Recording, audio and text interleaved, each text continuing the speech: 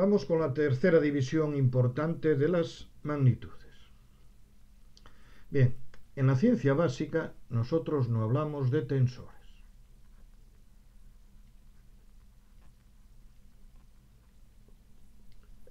El que siga el camino, el que dedique su tiempo al estudio de la física, pues forzosamente se encontrará con los tensores, pero nosotros no hablamos de tensores. Si no hablamos de tensores, nosotros pasaremos muy por encima en todo lo que tiene que ver con deformaciones, etcétera, etcétera. Podremos clasificar las magnitudes en dos grandes grupos, que son las magnitudes escalares y las magnitudes vectoriales. ¿Qué magnitud es una magnitud escalar? Bueno, pues es aquella que queda perfectamente determinada por su valor.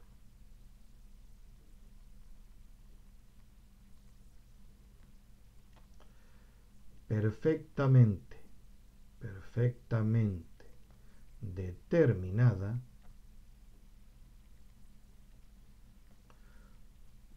por su valor, que como sabes ya lo hemos visto, el valor es el producto de un valor numérico por una unidad de medida.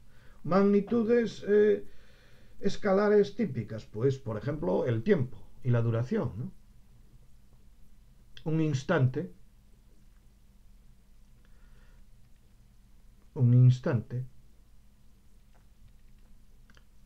t igual a 5 segundos, el instante 5 segundos, una duración, de esto ya hemos hablado también, una duración delta t igual a 5 segundos. Esto representa un instante de tiempo, en tanto que esto es un intervalo de tiempo, una duración. Otra, la masa, una masa de 5 kilogramos, una energía, un trabajo, una energía cinética, una energía potencial, etcétera, etcétera. Vamos a poner una energía cinética. Hay que universalizar la simbología. Podemos utilizar energía cinética. El símbolo E sub C, sí, pero si a nivel internacional no está reconocido, no tenemos ningún inconveniente en llamarle E sub K. Esto sería 5 julios. Esas serían las magnitudes escalares. ¿Y qué serían las magnitudes vectoriales? Bueno, una primera definición de las magnitudes vectoriales serían aquellas magnitudes que no son escalares.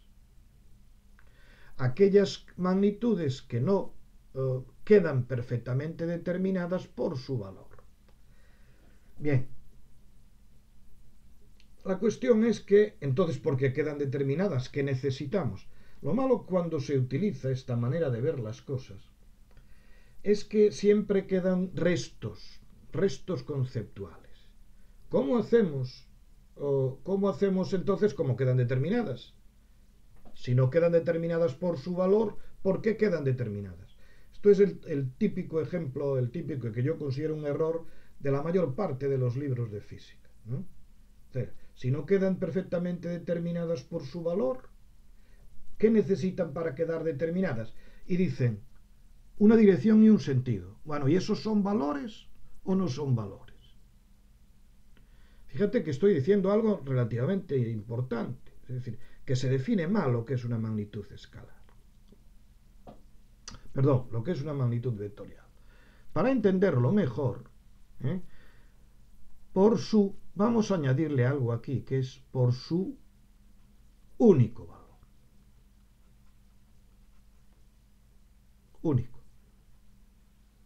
Único valor. Entonces tenemos una definición de magnitudes vectoriales. Son aquellas que no quedan perfectamente determinadas no quedan perfectamente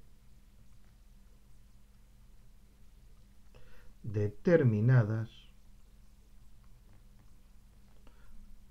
por un único valor. Hay que dar más de un valor. Hay que dar los valores. Hay que especificar los valores de sus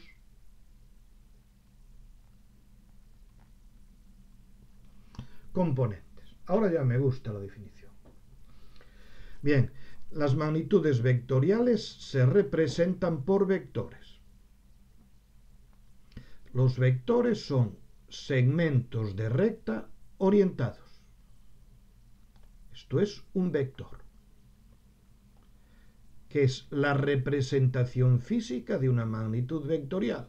Una magnitud escalar ya queda representada por su valor, es decir, si yo digo una masa de 5 kilogramos, no tengo nada más que decir, pero aquí tengo que representarla de una forma distinta.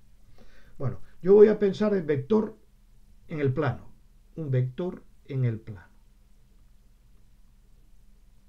Entonces, ¿qué valores tengo que especificar para que la magnitud vectorial quede determinada? Imagínate que este vector es un vector, por ejemplo, el vector velocidad. Vamos allá con esta idea.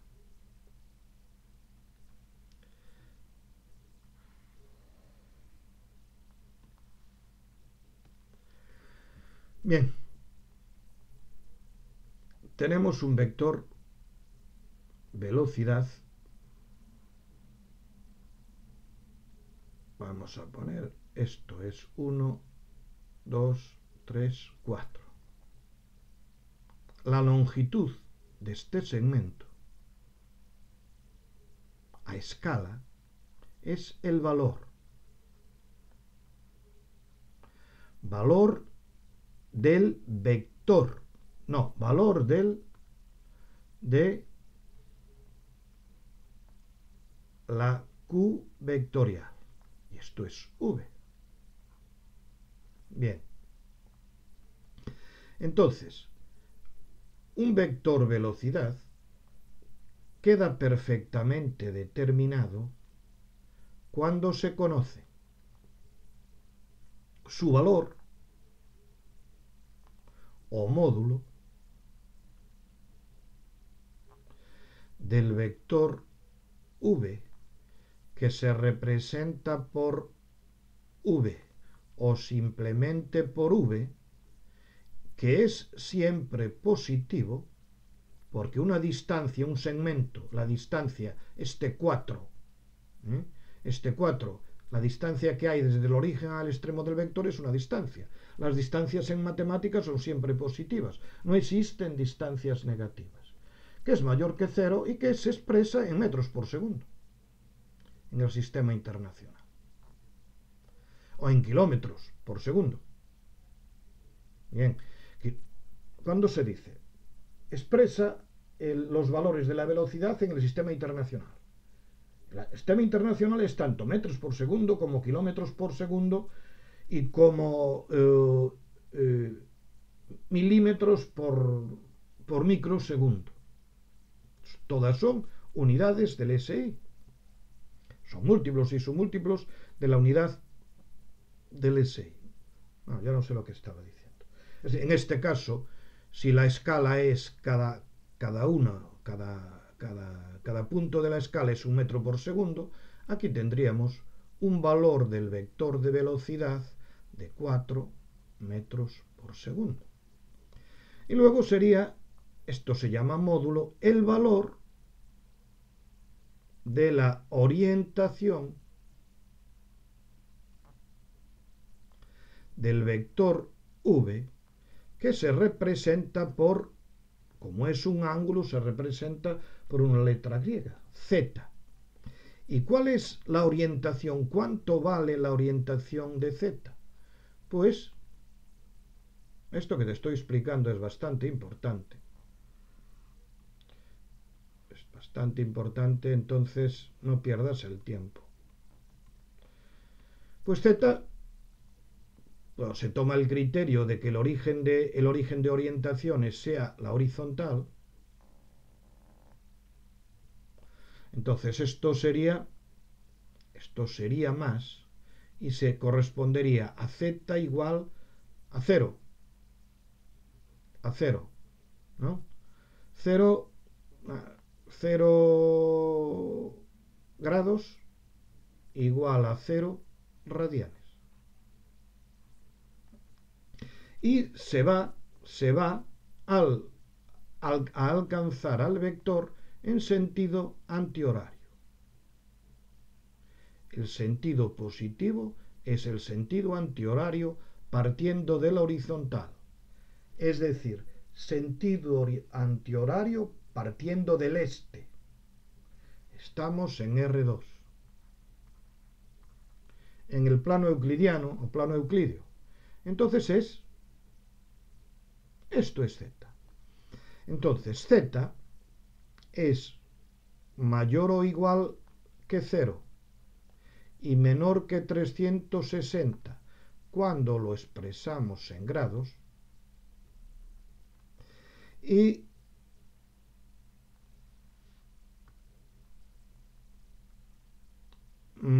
mayor o igual que 0 y menor que 2pi cuando lo expresamos en radianes.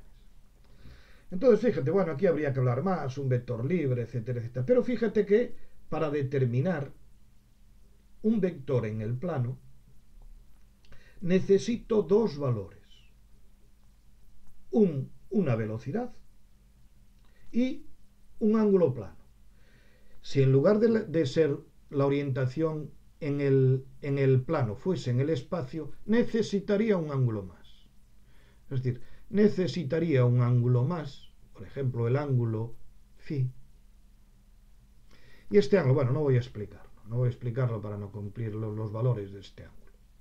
Entonces, en el plano necesito dos valores, en el espacio necesitaría tres.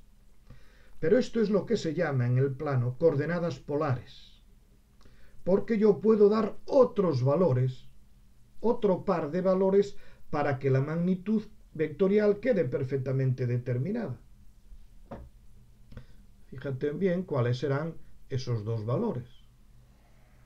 Seguimos en R2, trazamos los ejes de coordenadas de siempre, el eje de abscisas y el eje de ordenadas,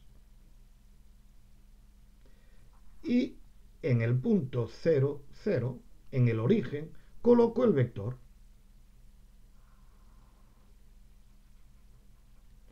Bueno, pues si este es el punto del plano 0, 0, el origen del vector, este es el extremo del plano XY, en la que esto es X.